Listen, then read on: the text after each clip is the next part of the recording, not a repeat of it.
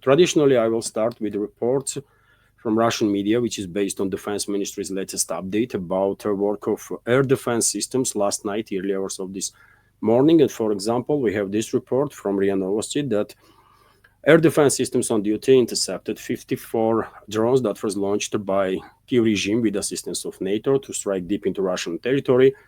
Specifics are that 24 drones were intercepted over the Bryansk region. This is overnight, by the way. 12 drones over Rostov region, 6 drones over Crimea, 4 drones over waters of the Azov Sea, 3 over the Black Sea, 2 each over the Aryol and Tula region, and 1 drone over the Belgorod region. Also, dear friends, just a few minutes before I launched this stream, Mayor of Moscow, Sergei Sobyanin, reported that this morning 2 drones were intercepted in the Moscow region, drones that were heading towards capital. And also we have this report that unfortunately, tragically, 2 people died in Rostov region as a result of Ukrainian NATO drone strikes to civilians. Let me give you some details on that. As a result of a drone attack near the Zimovniki Remontная Elista highway in Rostov region, 2 people were killed. Acting governor Yuri Slusar reported, and allegedly drone struck on a car, by the way, on a civilian car. That's reports that I see on some other sources. Yet another relatively large-scale attempt of Kyiv regime and NATO to strike deep into Russian territory, yet another terrorist attack on Russia that caused the death of civilians. We also have reports, dear friends, that during the nighttime, Russian armed forces launched a long-range precise strike on military and logistical infrastructure of the Kyiv regime in a number of directions. For example, explosions were heard in the Kharkov region. Also, explosions were heard in Dnipropetrovsk region. Not much details are available at this point. During the day, Russian Defense Ministry probably will give a public update on this night long-range strikes. And of course, I will share additional information on my Telegram and Twitter X page in next updates. Or maybe in second update today. Yesterday, I also had second update that I published on my Patreon page and the Boosty pages. Maybe I will do the same today also. When it comes to zone of special military operation, of course, public's attention, who pays any attention at all to developments on the line of contact, is focused now on developments in the Pokrovsk-Mirnograd direction, because according to reports from numerous sources, Russian DRGs and some regular troops did manage to enter Pokrovsk in several directions, and allegedly, by the way, Russian troops actually are in control of several significant parts of central Pokrovsk, central areas of the Pokrovsk city itself. Somewhat surprising attack for many, I guess, because assumption was that battle for Pokrovsk-Mirnograd agglomeration will take many, many months, but latest developments are indicating that maybe, just maybe, it will be, situation will develop in exactly opposite direction, and Russian troops will establish control over these cities in relatively short time, and both Pokrovsk and Mirnograd will be liberated maybe even before end of this summer. Clearly, possibility. Also, dear friends, let me show you on the map. Also, dear friends, reports are coming in that Russian troops establish full control over the Zverevo settlement on the southern-western flank of Pokrovsk. Russian troops are conducting operations in the central part of Pokrovsk also, and Russian troops, after liberating Novoye Ekonomichne settlement, move towards Mirnograd, and number of sources are reporting about presence of Russian forward units, or DRGs, we might say, inside the Mirnograd too. So very significant progress, by the way, very significant progress of the Russian armed forces in this direction. Also, reports are coming in that the Russian armed forces establish full control over the Alexandra Kalinova settlement and continue their offensive operations. This settlement is located in between Pokrovsk-Mirnograd and Konstantinovka settlement on the southern flank of Konstantinovka. Significant progress of the Russian troops. Also, according to number of reports, Russian troops improved their position significantly in this massive Serebryanka forestry, and significant parts of this forestry has been cleared from enemy formations. Of course, battle in forestry areas are, I guess, I'm not military expert, but I guess are extremely difficult. But nevertheless, Russian troops are moving forward, and no one at this point, no one should be surprised if we will see collapse of Kiev regime's defense lines, Kiev regime's troops, not just in Pokrovsk-Mirnograd area, but also in Seversk direction, for example, which will mean collapse of Kiev regime's defensive lines in Serebryanka forestry too, and maybe in a couple of weeks' time, entire this massive forest will be cleared from enemy forces. Allegedly, dear friends, Russian troops further improved their position in Kupiansk direction, and a number of sources are reporting that Russian troops actually are conducting military operations inside the Kupiansk city itself. Unfortunately, internet is too slow, and as you can see, map is not really reacting in a way I would like. Little late reaction, but this is Kupiansk city that you see on your screen right now, and battles are taking place inside the city.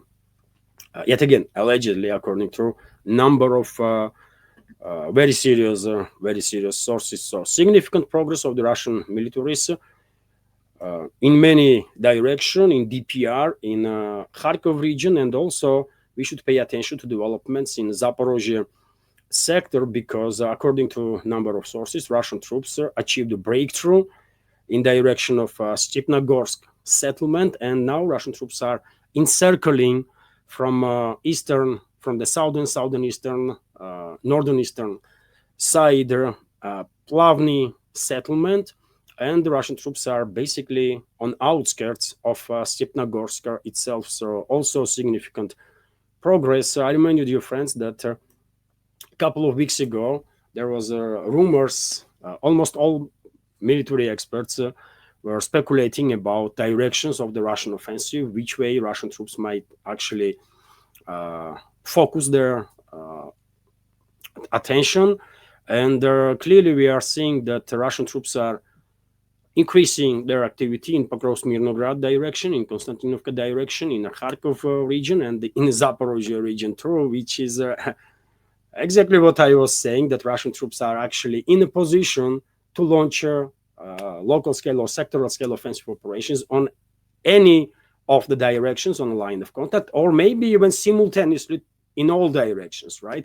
And something like that is exactly the happening on a battlefield, isn't it? And if we keep in mind basically collapse of Kiev regime defense lines in Pokrovsk-Mirnograd direction, or beginning of their collapse, then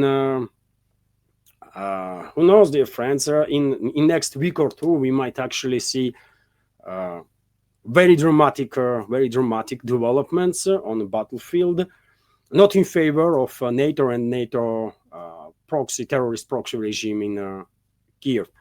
My prediction. Let's see how will situation develop.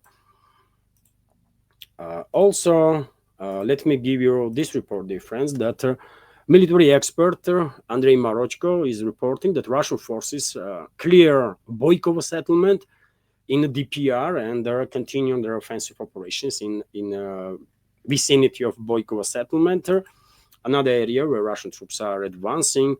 But obviously nowadays big battlefields are taking place. Big battles are taking place, not just on the battlefield itself, but or not just in the military field, but also in a political field in Kiev-controlled territory, let's say. And Zelensky is on defensive, right? Zelensky is under heavy pressure and assault actually from all sides, from within and also from the west.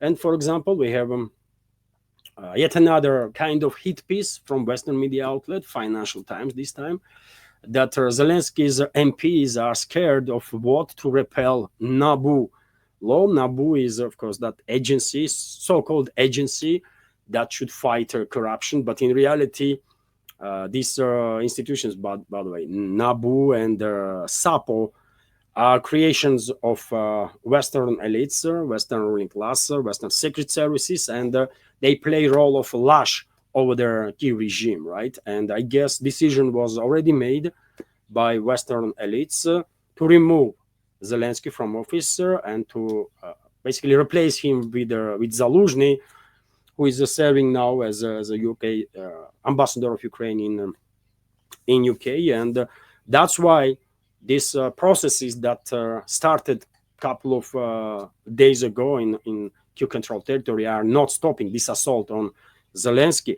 But anyways, let's go through details of this particular news, why Zelensky's MPs are afraid. So dozens of MPs from the Vladimir Zelensky Servant of the People Party are afraid to vote on a draft law on the National Anti-Corruption Bureau of Ukraine, NABU, and their specialized anti-corruption prosecutor's office, SAPO, writes the Financial Times. According to this media outlet, concerns are related to the risk of inspections by these agencies, since MPs previously supported their against these organizations, right? Against these agencies. During their voting on a bill that Zelensky and his associates introduced to establish direct control over the NABU and the SAPO, and I guess these MPs are not mistaken. Probably they will be targeted. They will be targeted also by these agencies, and most importantly, by Western ruling class, because you guessed where these corrupt elements in Ukrainian so-called elites have majority of their stolen assets. It's in the West, right? It is in the West, and one should understand why almost everybody now in Kyiv control territory is lives in the fear that they're gonna be targeted directly, right? So the publication reported that about 70 deputies or 70 MPs of the ruling party expressed alarm about their new bill.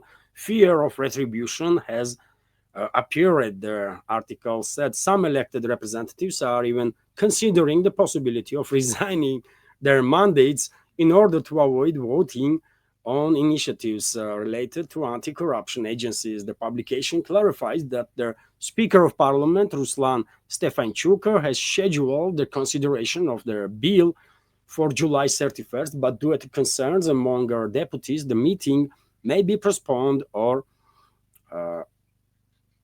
for some times. According to one of the deputies, despite the atmosphere of fear, the chances of the new law being adopted are quite high, since 226 votes are enough for it. And also one should keep in mind, dear friends, that even though Zelensky kind of backtracked on his initial assault on NABU and SAPO, this new bill allegedly is not really granting these agencies true independence.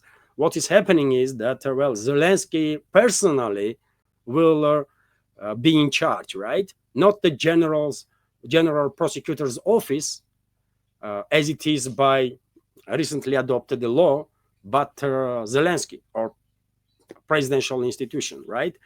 And I don't think this can be seen as a compromise by those people that actually orchestrated these demonstrations in Kiev, Lvov, Dnipropetrovsk, and other cities on Kiev-controlled territory, right? And that's why reports are coming in that protests against the law on NABU and SAP are taking place still in many Ukrainian cities, and RIA Novosti is also reporting on that. Let's go through some details here. So protests were held in Ukraine over the law that abolishes the independence of the National Anti-Corruption Bureau of Ukraine, NABU, and their Specialized Anti-Corruption Prosecutor's Office, SAP.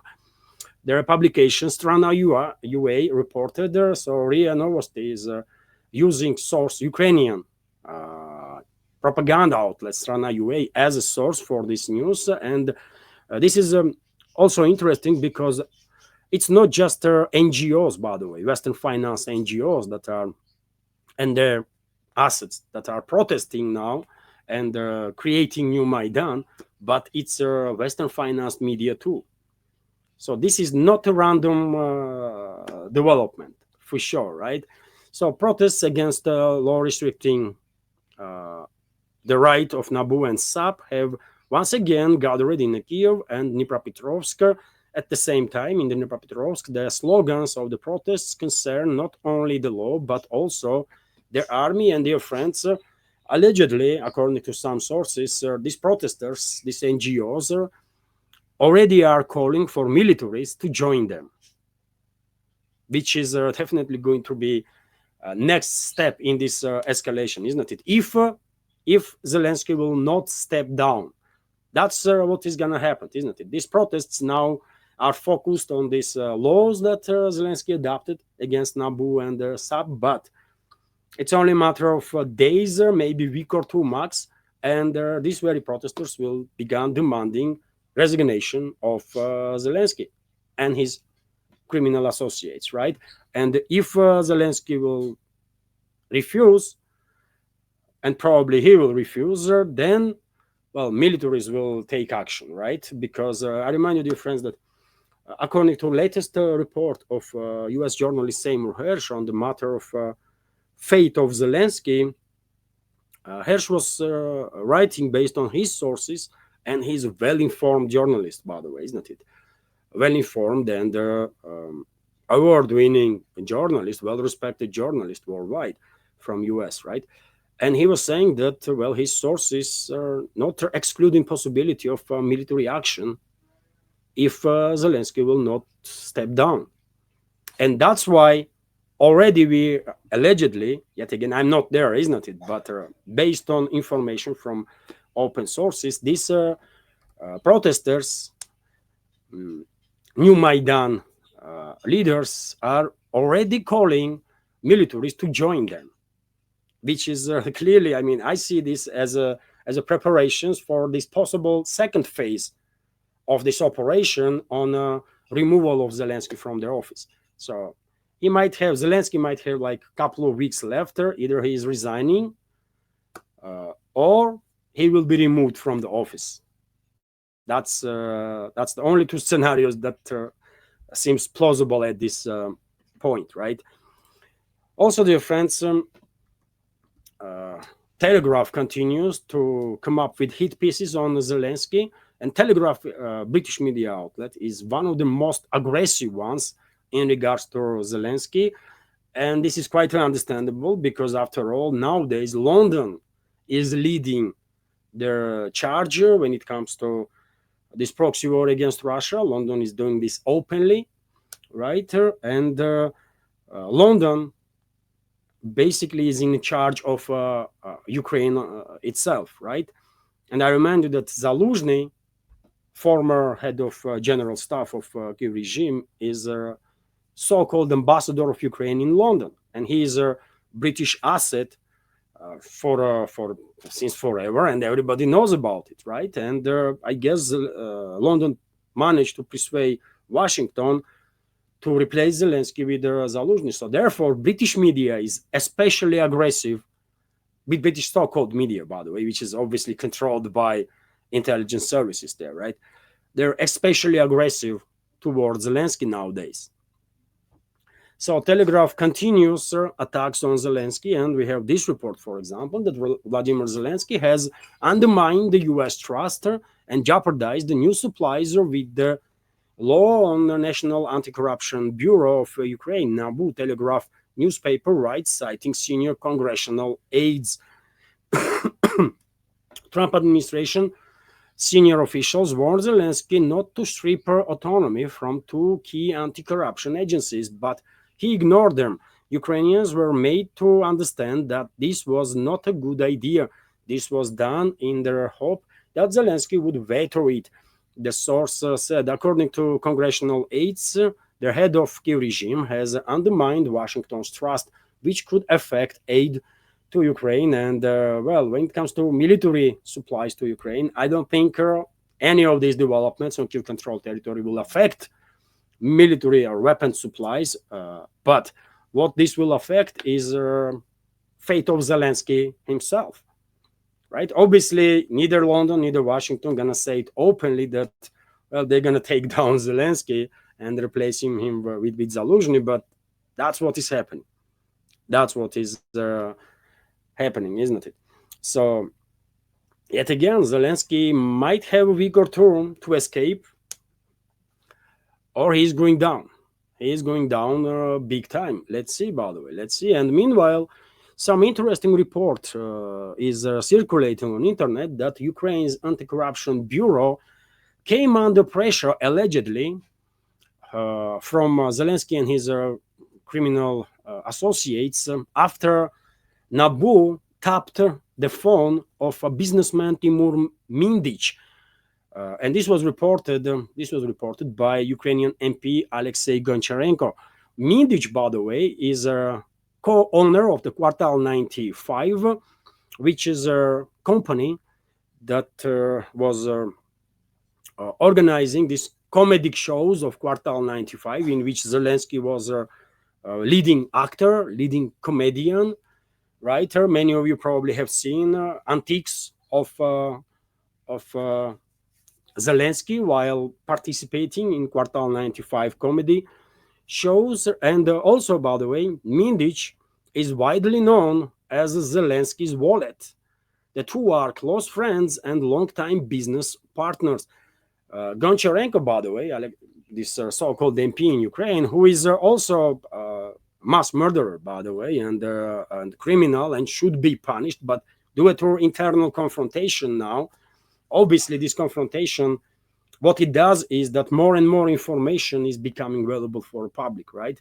That was hidden before. So this Goncharenko, while attacking Zelensky, also claims that Mindich's apartment served as Zelensky's shadow office, where Zelensky, Mindich, and their other criminals that are leading Kiev regime right now were discussing arms contracts, energy sector bribes, corporate raiding schemes, and which major businessmen to be targeted with their sanctions next. So, which businessman to be terrorized and to be, to be forced to pay some significant sums, right? So it is interesting, isn't it? And now, right now on your screen, you can see this Zelensky and that businessman Mindich. I never heard this surname before, by the way. I never really interested in internal some deals in Kiev controlled territory. I have no respect for those people, and why would I pay any too much attention to it, right? But I do pay attention to some major topics, and so if this surname Mindich does not say as much to me, then I guess many or majority members of our community also hearing about it the first time. But well, it is interesting news, isn't it? Some nuances coming out now as a result of this internal fight on Kiev controlled territory that was not really available for public previously. Hello everyone, I hope you find informative and useful this short clip from main news update, and if so, please click that like button and leave some commentary just about anything. It might help to deal with the algorithm and reach wider audience. And if you like my work in general and want to support to save this media project, you can assist through several ways.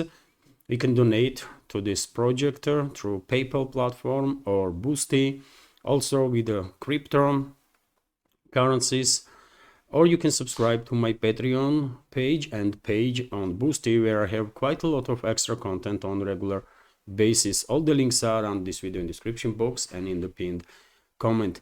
And of course, many thanks to everyone who already helped and continues to support. Thank you.